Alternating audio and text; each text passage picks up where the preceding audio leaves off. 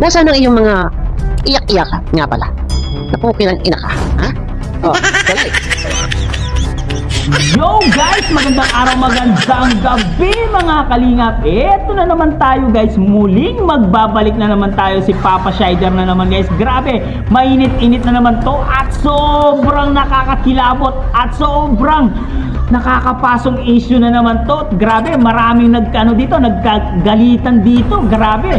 Mang Iking for today's video guys. Mang Iking inuudyutan ba si Dalaga at si Dalaga Bian, si Jane Batalero na gawin ito, guys?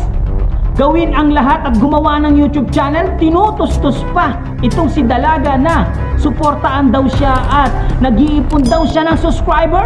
Totoo kaya ito na si Mang Iking ang nag-uudyot kay Bian, si Jane Batalero, guys? Tara guys, panoorin natin guys, no? At eto nga guys, kumontra si Bopil sa kanya sa mga sinabi niya guys. Talagang kontrang-kontra po itong si Bopil sa kanya. Pero guys, panoorin natin. Siyempre, kung bago ka pa lamang sa ating YouTube channel, huwag kalimutan mag-like, mag-share, mag-subscribe. Pahit ang notification bell button para updated kayo sa mga ilalabas natin reaction video mga kalingap. At siyempre guys, no, huwag kalimutan supportahan si na Kuya Balsan sa Matubang, Ate Eda Vlogs, Kalingap Rab, Kalingap Team, siyempre Kalingap Reactor, Papa Shider TV guys.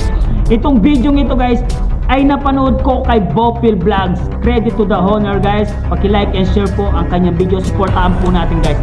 Huwag na natin patagalin guys. Panoorin na natin. Let's go! Ibenta mo yung organs mo at siyang ipangpagawa ng simbahan. Ang katangahan mo, kahit itago mo ang line mo, na-download ko. Eto, marami ako nagiging topic dito. Dito, mababakas makikita nyo ang kawalang pagmamalasakit sa di umano ay kanyang anak-anakan. Bakit ngayon lumalabas na parang wala ka ng pagmamalasakit pa? Dahil sa isa ka rin ba sa pinagbawalan na huwag siyang i-content? Ha? Pinagbawalan at pinagsabihan ka na tigilan mo na siya? Itinago mo yung live mo, ha? Hoy Iking, huwag ako. Dahil lahat ng upload video, live mo, upload or live, downloaded sa akin. Ha? Baka ng hayop na to. Ha? Lumalabas dito ang kawalang pagmamalasakit sa dalaga. Ni Beyonce na mabaras siya sa gagawing upload niya. Anong upload ba? Sabi ko nga, lagi ko itong sinasabi. Ang Panginoon Diyos sa kabila ng lahat ng kabutihan, puro kabutihan ang ginawa sa kanya. Initin mo, no? Di ba? Alalayan nyo daw kung mas isipan niya mag-live o mag-upload. Alalayan daw. Ha? Kung mag-vlog or mag-upload. Kahit anong alalay ang gawin. Ang sumisigaw na ama-amahan. Nasaan ang iyong mga iyak-iyak nga pala? Napukin ang ina ka, ha? Oh, tuloy. Araw-araw. Yun ang panawagan ko. Nananawagan sa lahat daw, sa mga tumulong na gumawa ng channel, pag-live nyo na. Ayon dito. Kung ipinatulpo nyo rin lang naman. Ha? Ayun ang napakasaklap eh. Sabi ko nga, kaya ko pa kayong kaya ko silang ipaglaban. Kahit sila ginagamit ito, mahirap ipaglaban yung taong kahit ipaglaban mo ng sunugat mong wala na. Mismo ang tao nakatulong sa kanila. Ako. Ay, ayan. Pinatulpo nila. Grabe naman. Diba? Glak. Hanggang Pasko. Hanggang Pasko. May 3 milyon ako. Grabe naman to. Oo. Ang sarap na buhay. Sigurado. Tatawa naman ang pukan ng inay. Kawawa yung biktima nito. Ah. Okay naman yun. Grabe ka. Ano? Lagyan din ang OOTD niya. Ano yung OOTD? Ito masana. Okay. Utin mo daw, sabi ni Brana. Aray. Aray ko. Ano utin Naku. Utin mo, sabi ni Ay, ayan Brana. na. Grabe Ay, naman. namamagana. Bistado. Naku, booking talaga to. Grabe. Grabe naman to. Oo. Para kang mabuhin guys. Tuloy. Booking, sigurado. Ginala niya. Kawawa. Kawawa yung biktima Ay, nito. tuloy ka. Ala. Walang alam naman to. Grabe Lahat sa ka. iyo, walang alam. Lahat sa iyo, ignorante ka. Pero pagdating sa Ay, pera, naku. diyan ka Huwag matalino. naman sana. Okay. Aga, Pagdating aray. sa perahan. Aray ko, aray ko. Sabi yan, ha? Ang gagawin ko muna yung buhok ko. Pinasa na reaksyonan, may magagawa. Ha? Public video. Oh, ay siya may channel na. Or siya ay may Kaya siguro ganito yung sinasabi niya. Dahil siguro baka ito, masama ang loob. Dahil pinagbawalan. Pinagbawalan na i-vlog at gamitin si Beyonce. Di ba pinagbawalan na Beyonce? Kaya siguro ganito na yung kanya sinasabi dahil siguro nagtampo na.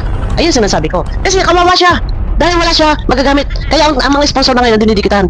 Ayaw pang magpara-shoutout sa mga sponsor. Ilabas mo yan, hindi ka natitigilan. Kung sino yung mga nagtatampo. PM niyo po ako kung kayo yung mga nagtatampo at sinabi nito na huwag daw kayo magkaparatampo. Dapat daw ang team ko pa hindi nagtatampo.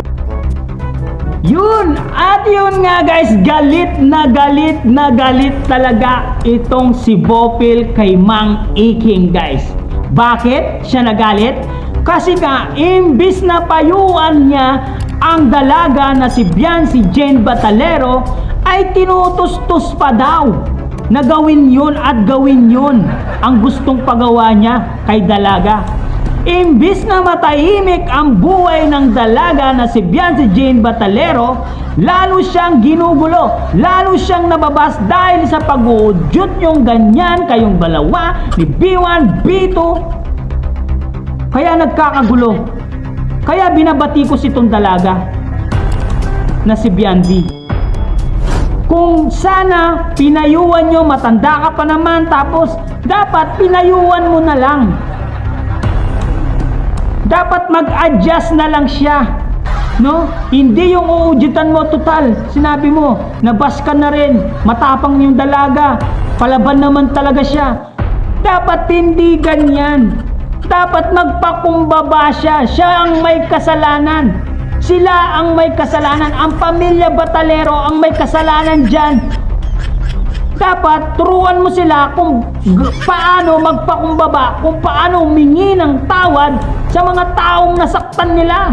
Hindi yung uudyokon mo na gumawa ng YouTube channel at mag-ipon ng subscribers. Para saan? Para ibas lamang siya? Kawawa naman siya kung lagi siyang nababas. Di ba? Kaya nga tama po ang sinabi ni Bopil Vlogs dito sa mga kanyang sinabi. Na kung talagang concern ka kay Beyonce, dapat inano mo, binigyan mo ng magandang payo. Hindi yung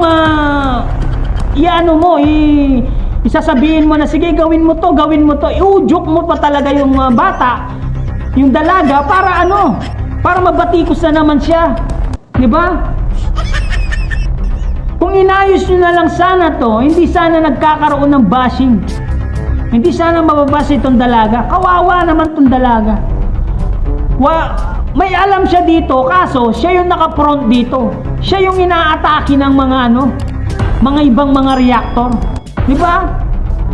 Kaya tama talaga ang sinabi ni Bopil dito. Tumpak talaga ang sinabi ni Bopil Vlogs guys. Guys, anong masasabi nyo sa reaction ni Bopil Vlogs dito at kay Mang Iking? Comment down below guys at babasahin natin lahat yan guys. Syempre guys, hanggang dito na lang muna ang ating reaction video for today's mga kalingap. Syempre kung bago ka pa lamang sa ating YouTube channel, huwag kalimutan mag-like, mag-share, mag-subscribe. Pahit na notification bell button para updated kayo sa mga ilalabas natin reaction video mga kalingap. At syempre guys, huwag kalimutan supportahan si na Kuya Balasan Sumatubang, Ate Edna Vlogs, Kalingap Rob, Kalingap Team, syempre Kalingap Reactor, Papa Shider TV guys. Sa mga hindi pa nakasubscribe dyan guys, subscribe na po guys. Hanggang dito na, maraming salamat. I love you all guys. Mama chup chup. Bye bye.